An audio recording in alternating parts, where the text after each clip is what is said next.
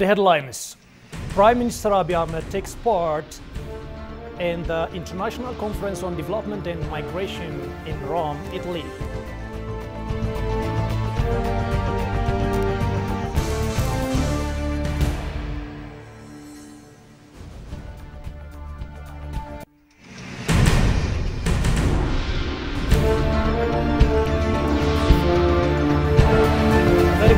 To you. This is Addis News Hour. I'm Santayo Tamrat with the news. Stay tuned.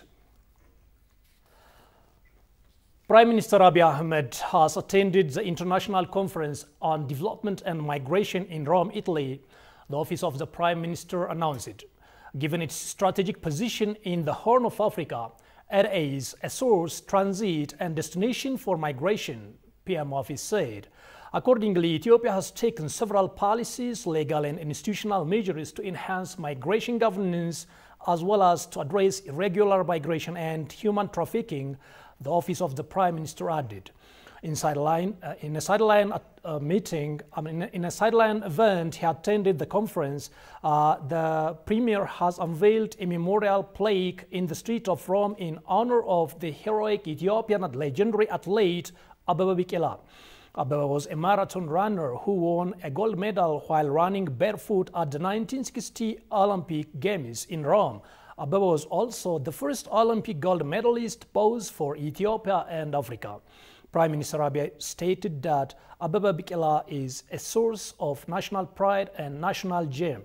He is a unique athlete that raised the profile of Ethiopia to prominence on the world stage and opened the door for many African athletes.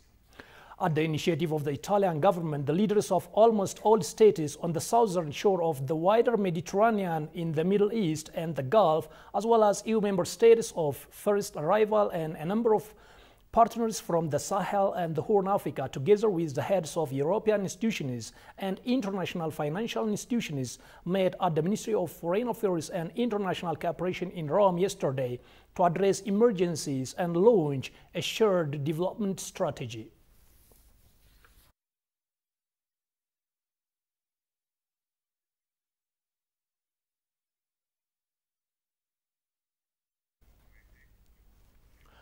Member of the Political Bureau of the Communist Party of China Central Committee and Director of the Office of the Foreign Affairs Commission of the committee recently met Ethiopian Prime Minister Abiy Ahmed, Foreign Minister Ahmed here in Addis. The visit is said to have paved the way for more constructive cooperation in a diverse range of fields spanning digital economy, green development, and agriculture. It is also expected to reinforce the significance of stronger China-Ethiopia ties to the global south, where cooperation is a recurring priority for both Africa and Beijing. As comprehensive strategic cooperative partners, China and Ethiopia have come a long way. Both sides have extended positive influence to consolidate key regional cooperation mechanisms in Africa, including the Forum on China-Africa Cooperation and the Belt and Road Initiative. Ethiopia has also treated its time-tested relationship with China as a catalyst for stronger Sino-African relations. Nearly 2 decades onwards, China remains clear in its assurance to Ethiopia that no political conditions or geopolitical self-interest informs its engagement in the region, and the latest recognition of Chinese support during internal difficulties scores that symbolism home. The present visit signals stronger momentum for business and investment opportunities on both sides.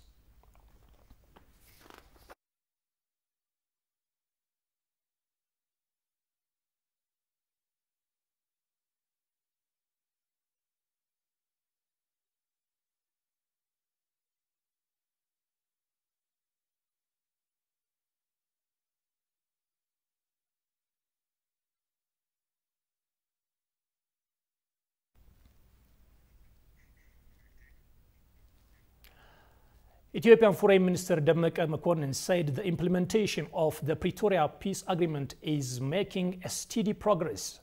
Recalling the recognition given to the African Union as a whole in a recent closure event, Ahmed noted Demeke bestowed a certificate of recognition to the political affairs, peace and security leadership, and the team for critical contributions for the success of the EU-led and Ethiopian-owned peace process and the Pretoria peace agreement. Speaking on the occasion, Demeke said the implementation of the agreement is making steady progress and the government is committed for its full and timely implementation. With the support and contribution of the African Union, the remaining tasks will also be realized, he added. Ambassador Bankole Adoye, Commissioner of Political Affairs, Peace and Security, on his part expressed his gratitude on the recognition for the success of the Pretoria peace agreement. The conflicts in some other African countries can also be resolved, taking a leaf from Ethiopian experience, he emphasized.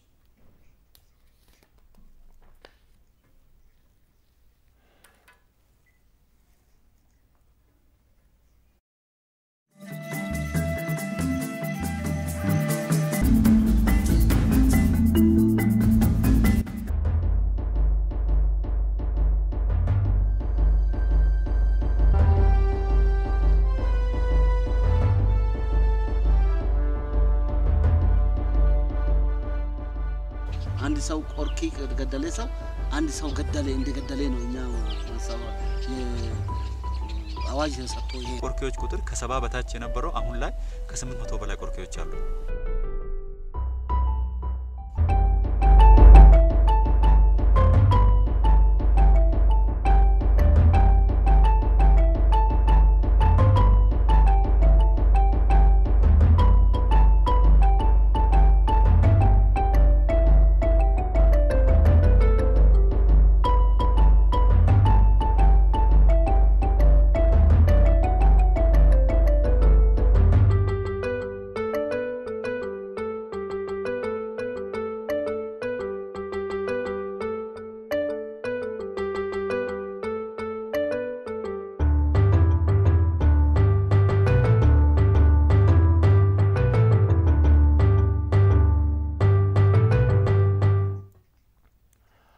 State Minister for Foreign Affairs, Ambassador Misganu Arega, held discussion with Congressman and co-chair of the Ethiopia-America Caucus, John Garamendi, at the United States Capitol. Ambassador Misganu thanked Congressman Garamendi for his continued friendship to the people and government of Ethiopia and briefed him on the progress in the implementation of the Pretoria Peace Agreement, peace consolidation works, and the need to support post-conflict recovery and rehabilitation efforts in Ethiopia. They also exchanged views on national, regional, and international issues of common interest. Garamendi appreciated the tremendous achievements in Ethiopia and promised to remain strong advocate for the revitalization of the strategic partnership between Ethiopia and the United States of America.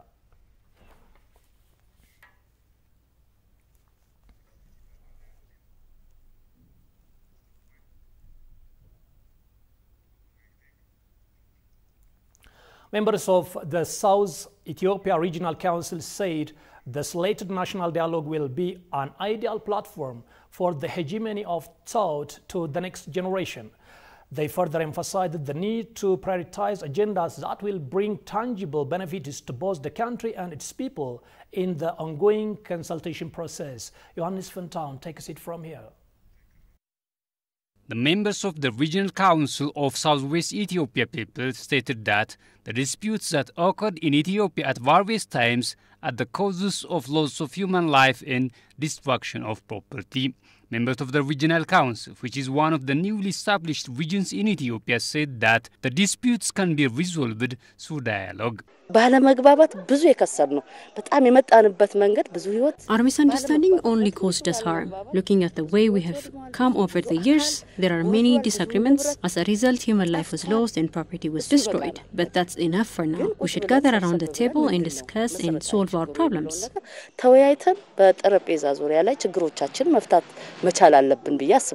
Everyone should trust and help the established commission. When it is said that there is a national consultation, many people seem to be ready to talk about what happened to them, but they also want to be ready to listen to those who have been hurt like them. The result of this whole process is not one that harms one and benefits the other, but it benefits all of us. The members of the council added that without understanding the integration on national issues, it is not possible to achieve the development of the country. Many people are excluded from development activities during conflicts. As a result, we face many problems. Loving the country should be expressed through action. The national consultation, which is expected to be held in Ethiopia and where various activities have been carried out, will create favorable conditions for creating a generation that believes in the supremacy of ideas and free from hatred, according to members of the council. I think starting this consultation process will be very important to show the value of discussion to the future generation and the benefits of unity. The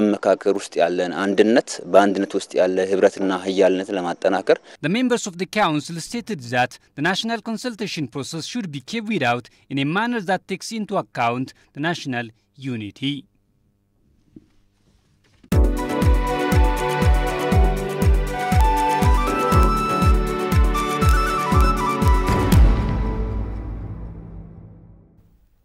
Welcome back to the business news. The representative and director of United Nations Industrial Development Organization in Ethiopia, Aurela Patricia Calabro, said the United Nations Industrial Development Organization will continue to assist the second homegrown economic reform and is eager to diversify its support in Ethiopia. Calabro told Ethiopian news agency that this reform plan has been quite new when compared to the GTP plans that were implemented in the past. The representative noted that she was very much encouraged by the results, even if the Ethiopian economy has been facing a lot of challenges in the last 4 years.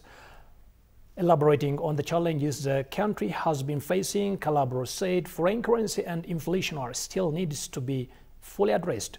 The representative also said that UNIDO is looking forward to supporting Ethiopia's efforts in areas of tourism and digitization, among other sectors. She pointed out that certain areas need some corrections on the macroeconomic level, especially to put some balances in the place for inflation and foreign currency.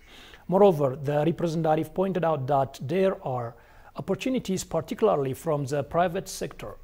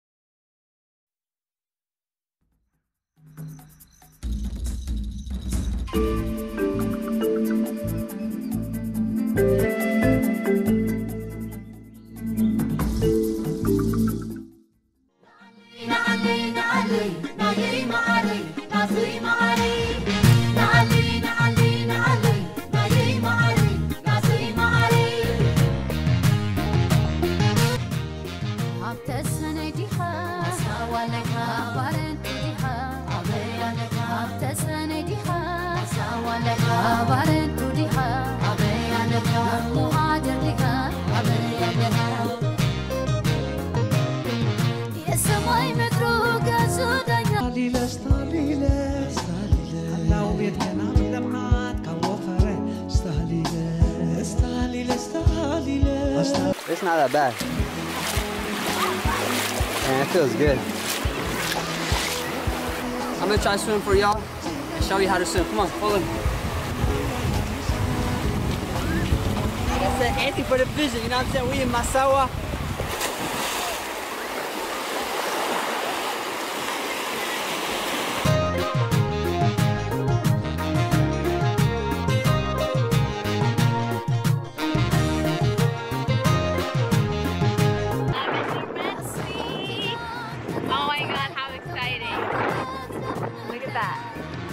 Beautiful. I feel so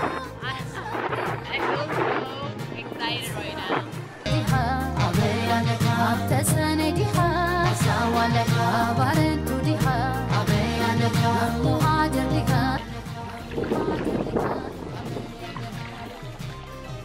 have like the whole island basically to ourselves. Like there's hardly nobody here. It's so clean, like literally. Look how clear this water is.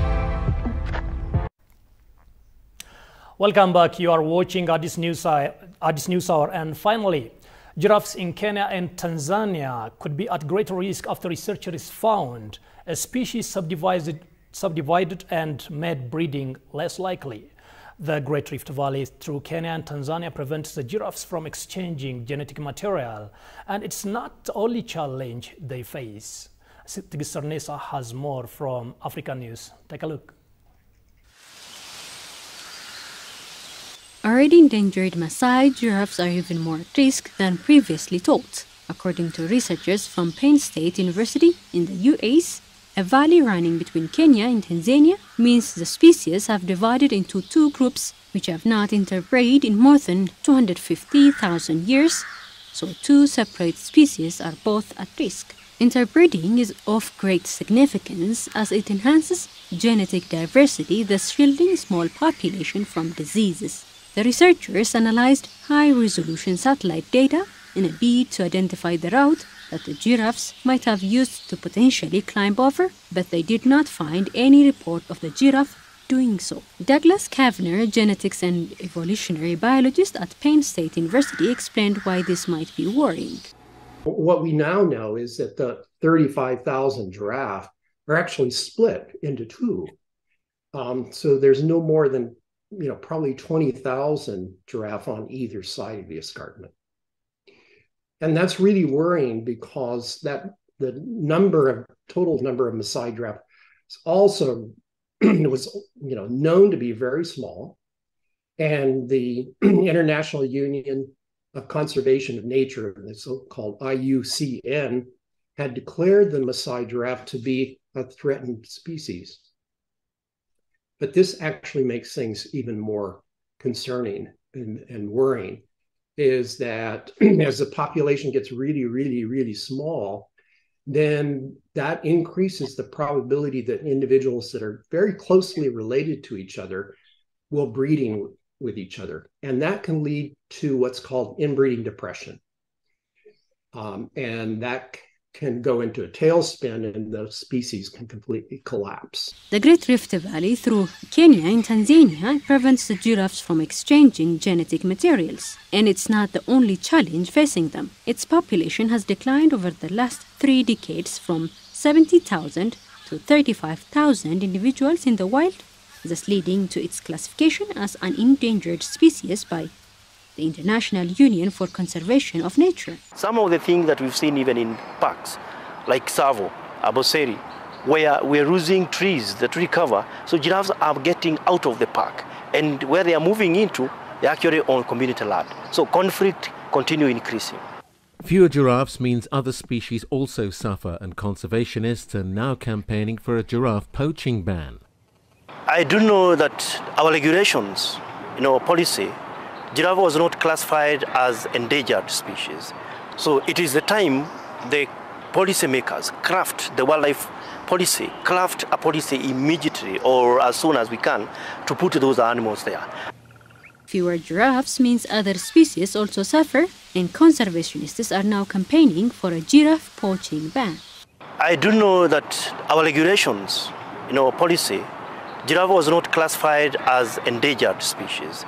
So it is the time the policymakers craft the wildlife policy, craft a policy immediately or as soon as we can to put those animals there. The Maasai giraffe is also known as the Kilimanjaro giraffe and is found exclusively in Kenya and Tanzania. The study was established in Ecology and Evolution Journal in June.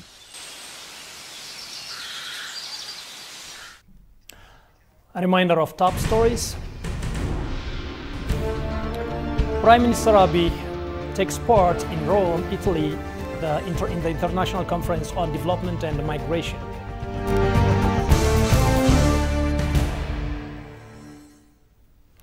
Thank you so much for watching us, and I'm Santayo Tamrat with the news. Have a wonderful day.